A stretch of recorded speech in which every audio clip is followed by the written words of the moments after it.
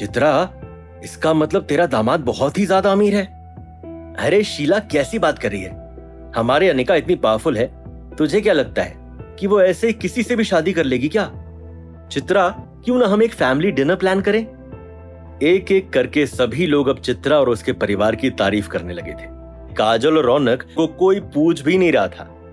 ठीक उसके बाद अनिका और नक्श वहां से निकल गए। तुम्हारे पास 15 करोड़ रुपए कहां से आए? अरे नहीं, मैंने तो उसे 3-4 करोड़ ही उधार दिए थे। वो तो मेरा जिगरी यार है, इसलिए उसने मुझे इंटरेस्ट के साथ इतना महंगा गिफ्ट दिया। ओह, तो उन पैसों के बदले उसने तुम्हें इतना वैल्यूएबल गिफ्ट दिया, तो मुझे लगता है कि हमें उसे डिनर पर इनवाइट करना चाहिए। लेकिन वो तो आज ही अब्रॉड निकल गया, अब तो शायद वो 5 साल बाद ही वापस इंडिया आएगा। ये सुनकर अनिका ने अपना सर हिलाया। जल्द ही नक्श और अनिका अपने विला पहुंच गए। विला में घुसते ही अनिका सीधा बेडरूम की तरफ बढ़ी और नक्श लिविंग रूम में बैठकर टीवी देखने लगा। शाम को जब अनिका की आंख खुली तो उसने देखा कि नक्श किसी से कॉल पर बात कर रहा है। ये देखकर अनिका ने छुपते हुए उसकी बात सुनने की कोशिश की। अच्छा, ठीक है, और उन भंडारीज के अग्रीमेंट का क्या? वो काम जल्दी से जल्दी हो जाना चाहिए। तुम्हें पता है ना कि वो 500 करोड़ रुपए की डील है। मुझे उस काम में ढिलाई नहीं चाहिए। ये सुनकर अनिका चौंक गई थी। नक्श के हिसाब से वो एक छोटी कंपनी में काम करता था, लेकिन ऐसी कौन सी छोटी कंपनी है जो 500 करोड़ रुपए की डील करती है? जैसे ही लिविंग रूम में खिड़की में लगे कांच पर नक्श का ध्यान गया, उसे अनिका का रिफ्लेक्शन दिखा और नक्श शॉक्ड रह गया। तुम अभी मेरे नीचे अपॉइंट हुए हो, तुम्हें सीखने में बहुत समय लगेगा। बॉस अक्सर ऐसे सवाल करते हैं, इसलिए ध्यान रहे कि तुम्हें काम में बिल्कुल देरी नहीं करनी है। ओके? नक्श, क्या कर रहे हो? अरे तुम उठ गई, मुस्कुराते हुए नक्श ने कहा।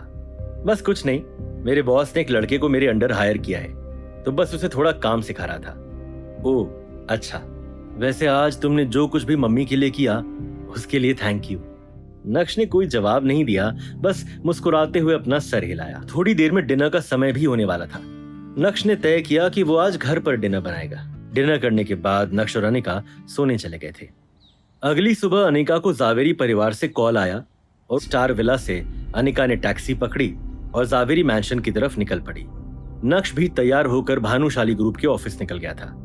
जावेरी परिवार के मैंशन में कल्याणी अपने परिवार के लोगों को देखकर धीमी आवाज में बोली, बिंद्रा ग्रुप ने 400 करोड़ रुपए निकाल कर जावेरी परिवार पर आए इस क्राइसिस में मदद की है, लेकिन हमें ये नहीं भूलना चाहिए कि अब हमारे पास सिर्फ 40% शेयर्स ही हैं। अब हमें आगे क्या करना चाहिए? क्या आप सभी अपने अपने ऑप्शंस देंगे?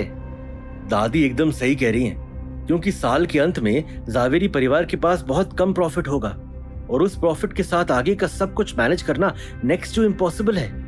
लेकिन अगर बिंद्रा ग्रुप नहीं होता तो हम कर्जा कैसे चुकाते? सूरत शहर में रहने लायक भी नहीं रहते। तो हर चीज के प्रोज एंड कॉन्स तो होते ही हैं। माँ, मेरे पास एक आइडिया है। अगर वो आइडिया कामयाब रहा तो जावेरी परिवार एक बार फिर से उठ सकता है।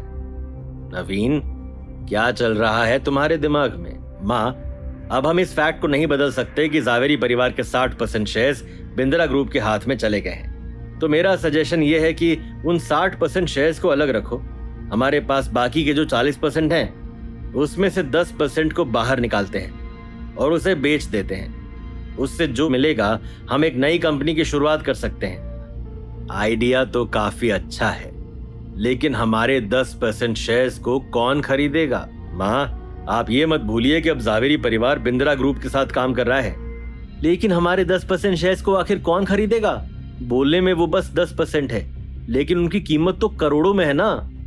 आप सभी परेशान मत होइए, इस बारे में मैं बहुत पहले ही सोच चुका हूँ। मैं एक दोस्त को जानता हूँ, उसके पास बहुत सारा पैसा है और वो हमारे 10% शेयर्स चुटकियों में खरीद सकता है।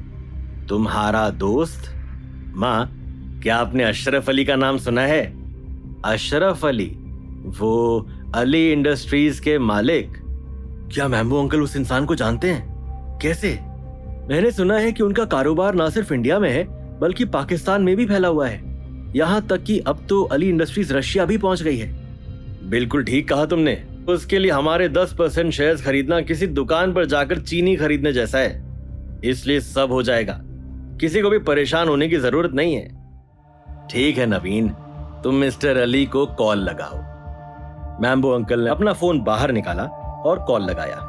अशरफ अली के साथ अपने कनेक्शंस दिखाने के चक्कर में मैम्बो अंकल ने जानबूझकर कॉल को लाउड स्पीकर पर रखा। जैसे ही कॉल कनेक्ट हुआ वैसे ही मैम्बो अंकल ने प्राउडली कहा, हेलो, क्या मेरी बात मिस्टर अली से हो रही है? पहचाना, मैं नवीन जावेरी बोल रहा हूँ। क्या आप अभी फ्री हैं? आपसे कुछ डिस्कस करना था। अरे नवीन, क्या हाल है? अरे भाई, मेरे पास समय नहीं भी होगा तो भी तुम्हारे मैटर के लिए मुझे समय निकालना ही पड़ेगा। क्या 10% शेयर बेचने की आड़ में मैम्बो रच रहा था कोई बड़ी साजिश? क्या मैम्बो अंकल की वजह से अनिका का परिवार और मुसीबत में पड़ने वाला था? क्या फिर से नक्श को आना पड़ेगा जावेरी खानदान को इस मुसीबत से निकालने के लिए? ये जानने के लिए देखिए अगला एपिसोड सिर्फ पॉकेट FM के YouTube चैनल पर, और इंस्टा एम्पायर के सारे एपिसोड सुनने के लिए डिस्क्रिप्शन में दी गई लिंक से डाउनलोड कीजिए पॉकेट FM ऐप।